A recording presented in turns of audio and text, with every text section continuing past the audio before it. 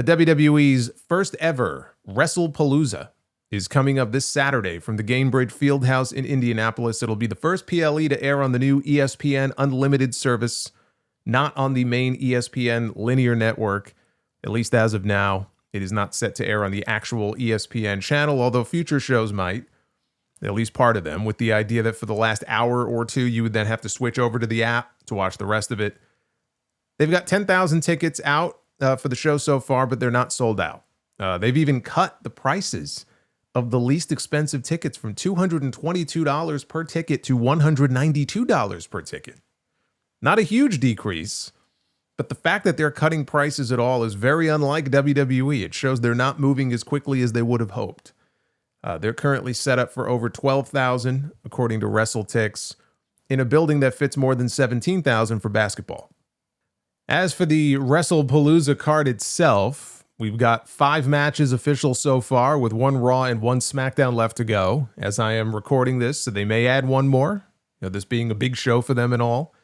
I thought maybe AJ Styles challenging Dominic Mysterio for the Intercontinental title might be a possibility, depending on what happened at the end of Worlds Collide. There was no indication of that happening. I did see the end of Worlds Collide. I have not had a chance to watch anything more than that from that show, given everything that's been going on this weekend that I mentioned earlier. But we'll see. Again, we'll see if they add 1 more match. I think a 6-match card sounds about right. But we have the Usos taking on Bronson Reed and Braun Breaker. This will be the first match that the Usos have had together as a tag team since March against Austin Theory and Grayson Waller. That was the night that they advertised that Jay was going to have a mystery partner, which just ended up being his brother. I don't know why they didn't just advertise an Usos reunion in advance, if that's what they were going to do, but they're doing it now. And Jay has been at war with LA Knight. The two of them just do not get along. Knight actually came to their aid at the beginning of the show on Monday, but then at the end, Jay speared him, the ungrateful prick that he is.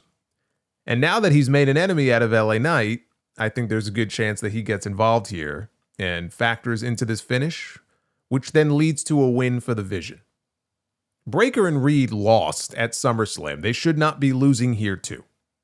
Although if he does get involved, between Jay attacking Knight on Monday and getting some boos, and then if Knight costs the Usos the win here, that gives the win to Seth's crew, which is not going to make the fans happy. Both these guys are going to come out of this less over with the crowd than they were before. So I don't know that that's very helpful, but that's where I think this is headed. Io Sky and Stephanie Vaquer, they meet one-on-one to crown a brand new Women's World Champion. The title has been vacant for a month now. It's been longer than that since Stephanie had stepped into the ring. She has been a ghost on these shows, really ever since she won that Battle Royal at Evolution. She only wrestled 3 times on TV after that. Nothing for the entire month of August. All of that was in July. Now, Dave Meltzer reported that the reason for her absence is that she was out dealing with a minor injury. But in an interview with Adrian Hernandez this week, she said that she sees things on social media sometimes that aren't real.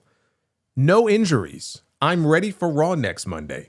So no injuries.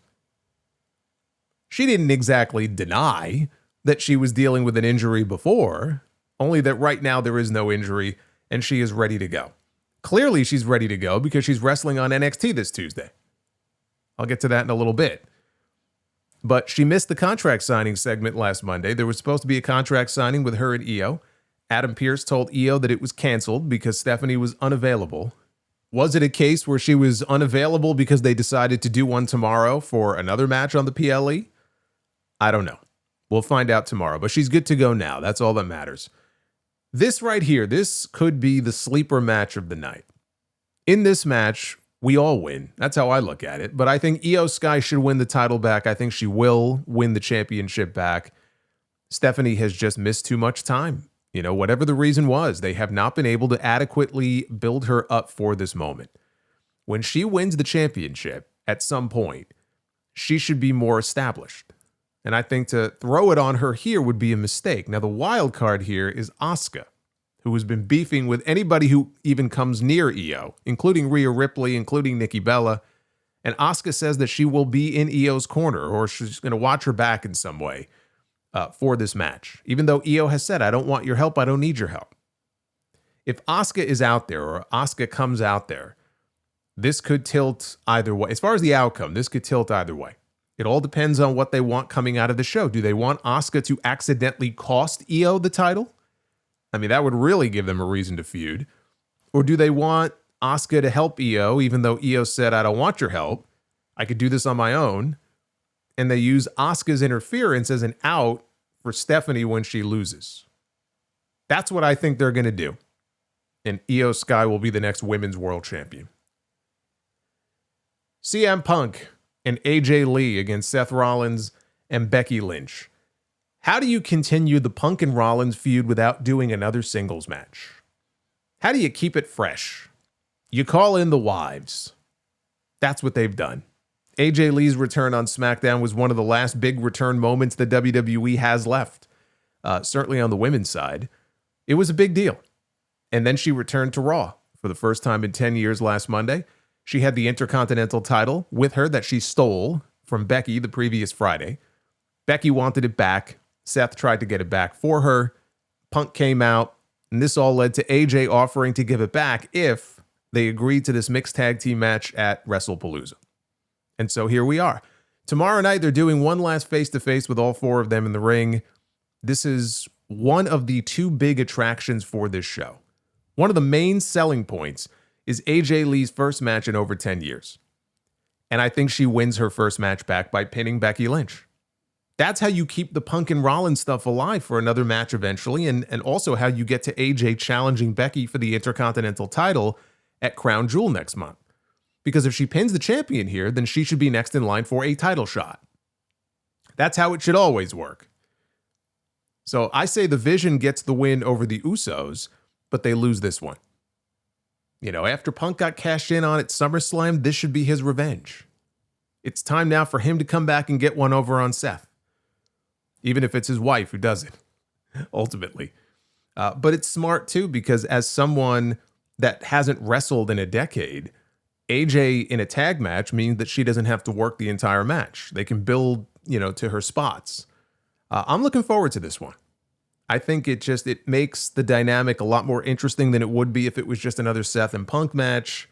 I'm curious what AJ is going to look like in the ring. Becky's had some really good matches this year.